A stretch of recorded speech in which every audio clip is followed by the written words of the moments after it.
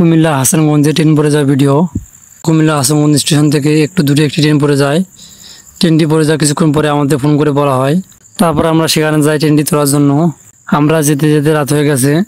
তারপর আমরা ওখানে গিয়ে দেখি ট্রেন তোলার জন্য একটি ক্যারাং আনা হয়েছে। রাতে কয়টা বগি তোলা হলো ক্যারাং দিয়ে। তারপর সকাল হলো। তো সকালবেলা উঠে দেখি 11টা বগির মধ্যে সামনে 2টা বগি বাদ দিয়ে পিছনে বাকি 9টা বগি পড়ে গিয়েছে। তো এখানে ডাবল লাইন, একটা হচ্ছে আপ লাইন এবং আরেকটা হচ্ছে ডাউন লাইন। একটা দিয়ে গাড়ি যায় এবং আরেকটি দিয়ে গাড়ি আসে। ট্রেন পড়ে যাওয়াতে একটি লাইন ভেঙে যায় এবং আরেকটি লাইন ভালো থাকে। যে লাইনটি ভালো ছিল সেই লাইন দিয়ে দুই দিকে ট্রেনগুলো পার করে দেওয়া হতো। এখানে যে চাচা ও চাচিকে দেখতে পাচ্ছেন, না ছোট্ট একটি ঘর ছিল, কিন্তু ট্রেন পড়ে যাওয়াতে তার ঘরটি ভেঙে যায়। এটি হলো সেই ঘর। যে সময় ট্রেনটি পড়ে গিয়েছিল সে সময় চাচা চাচি ঘরে কেউ ছিল না। আলহামদুলিল্লাহ সবাই বেঁচে গেছে। সকালবেলায় আরেকটি কয়লা চালিত ক্র্যাং আনা হলো।